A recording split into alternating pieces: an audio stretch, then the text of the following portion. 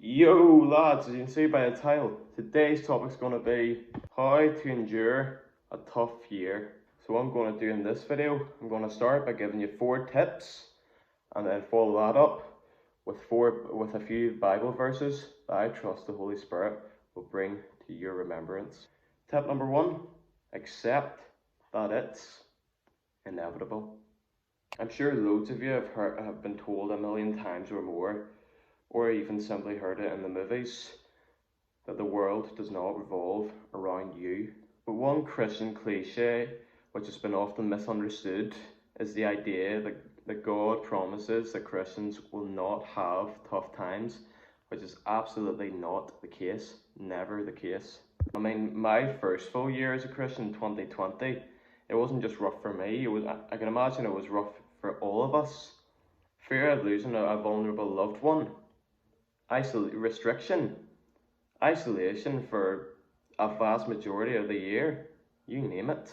What God does promise us, and in His Word, is that He will never leave us nor forsake us, and He also asks us to be strong and of good courage, not to be afraid or dismayed, as He will be with us wherever we go. Tip number 2, know what is worth your time.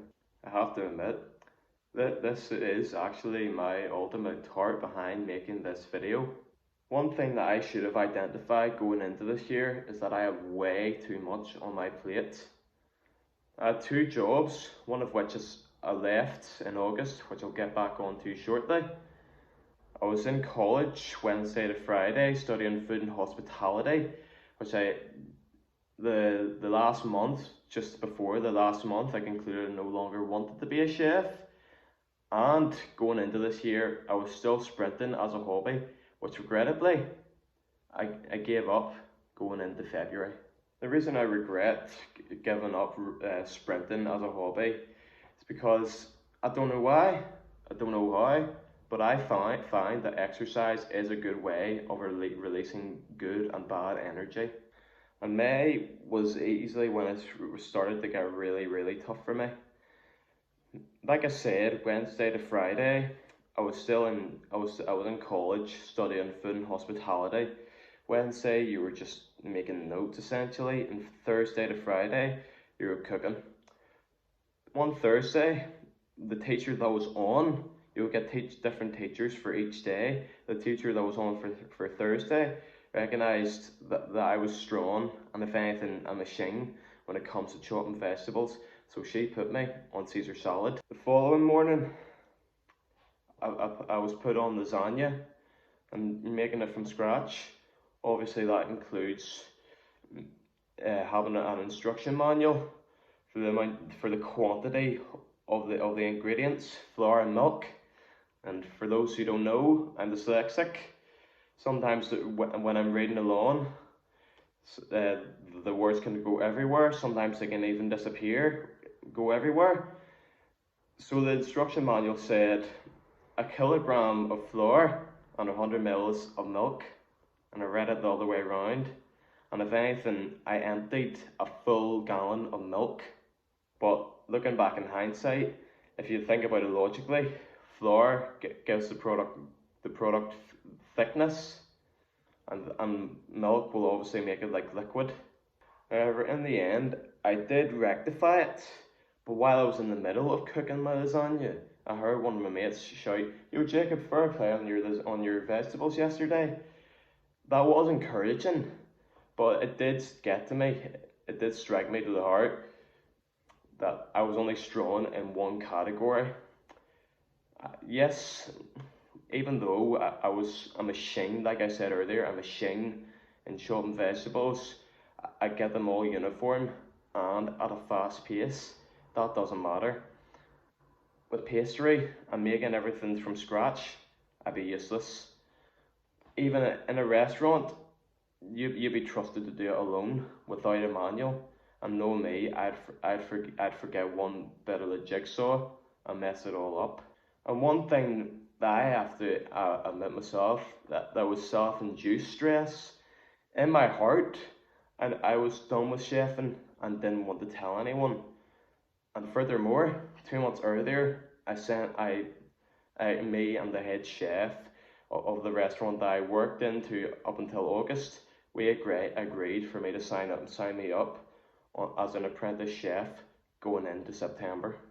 Which leads me on to tip number 3, which is embrace your feelings to your friends. Like the saying, the world does not revolve around you. You've easily heard loads of times the saying that people are not mind readers. And that is why you need to find people, even in your family, never mind friends, who can empathise and encourage you in tough situations. But one thing that can be easier said than done for loads of paralysis by analysis is disappointment, offending people you love, etc. Is that you need to honestly acknowledge that everything isn't always all good all the time. For example, you might have some friends who might every time they greet you, they always ask, "How's things, mate?" And each and every time you give some sort of something synonymous with good. But if anything, it does take courage to say how you really feel deep down. And in the long run, if you're just saying and acting that everything's good all the time, it's going to look superficial. And tip number 4, do not get stubborn. I condemn stubbornness not only because it's essentially how I made life difficult for myself this year, but because on loads of occasions it's biblically condemned. And that leads me on to some Bible verses that I want to share with you, which I trust the Holy Spirit will bring to your remembrance when you are enduring a tough year or situation. The first Bible verse that I want to share with you is Proverbs 11, verse 14. Where there is no guidance, the people fall, but in an abundance of counselors, there is victory.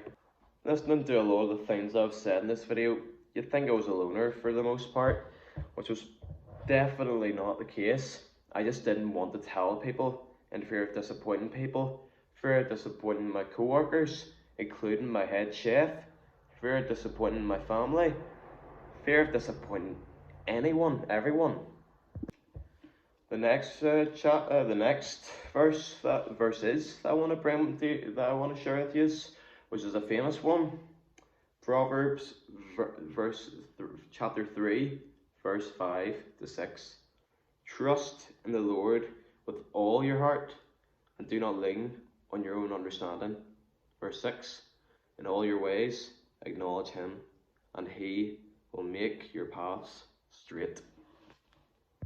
As your walk with God extends, one thing you'll find more you'll realize each and every day, the longer your walk with God extends, the more dependent you need to get on him. The next verse that I want to share with you, which used to get a lot of misunderstanding, is Romans 8, verse 28. And we know that God causes all things to work together for good to those who love God, to those who are called according to his purpose. A lot of Christians might get a bit misled by this verse, thinking they'll never experience trouble, thinking all things will be good to those who love God. But to put it in a nutshell, sometimes you got to endure before you can enjoy. The next verse, I'm going to go back 10 verses into Romans 8:18. For I consider that the suffering of the present time are not worthy to be compared with the glory that is to be revealed to us. But on the flip side of the previous verse, if on that great day you hear the words, "Well done, good and faithful servant," all the hardship you went through, all the tears you shed, all that trauma will be no more. The next verse that I want to share with you is given by the lips of Jesus in Matthew 11:28. Come to me, all who are weary and burdened, and I will give you rest. Remember I said in the second tip that I should have identified that I way too much on my plate. In addition to that, I forgot to mention that I still had to cram in A-level subjects, A-level psychology, excuse me. And if anything, I should have surrendered a lot of woes on my plate to the Lord. And the last verse that I want to mention, which I've been saying pretty much all video, in John 14:26, but the Helper, the Holy Spirit, whom the Father will send in my name, he will teach you all things and remind you of all that I said to you. Alright everyone, that's it for today. Hope you find it helpful. If you're new around here, please consider subscribing and sharing with a friend. And I'll catch you all later. God bless.